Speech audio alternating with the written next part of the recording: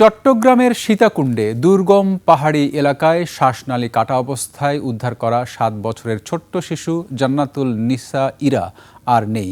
3 দিন হাসপাতালে চিকিৎসাধীন থাকার পর মঙ্গলবার ভোরে মারা যায় সে। নির্মম এ হত্যাকাণ্ডে দেশ জুড়ে নেমেছে শোকের ছায়া। এই ঘটনায় এখনও দোষীদের শনাক্ত করা যায়নি দাবি পুলিশের।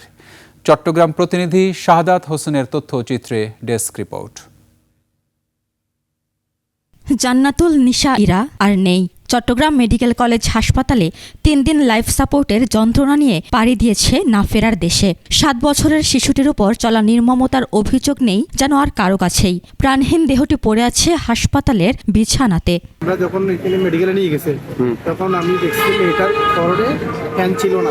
আচ্ছা, দুটা সালোয়ার ছিল, দুটা একসাথে পড়ছে।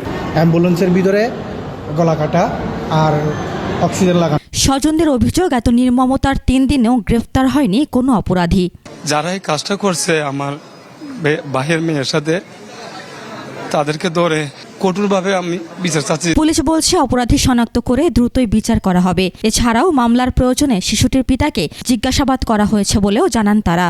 আমরা সন্দেহ করতেছি আসলে মেয়েটার বাবাটাও এই কাজটা করতে পারে হয়তো বা সন্দেহ করার কারণে হয়েছে হয়তো। তাই না, ছোট বাচ্চা গলা কাটা অবস্থায় পাবলিক থানায় হাসপাতাল দিয়েছে, আমরা নিয়েছি, হাসপাতাল থেকে পাঠাচ্ছি।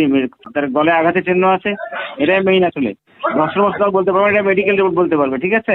রোববার সকালে সীতাকুণ্ড বোটানিক্যাল গার্ডেন ও ইকো পার্কের ভেতরের পাহাড়ি এলাকা থেকে গলাকাটা অবস্থায় শিশুটিকে উদ্ধার করা হয়। চন্দ্রনাথ মন্দির সড়ক সংস্কারের কাজে নিয়োজিত শ্রমিকরা শিশুটিকে দ্রুত চিকিৎসার জন্য হাসপাতালে নিয়ে যায়। পরে উন্নত চিকিৎসার জন্য তাকে চট্টগ্রাম মেডিকেল কলেজ হাসপাতালে স্থানান্তর করা হয়।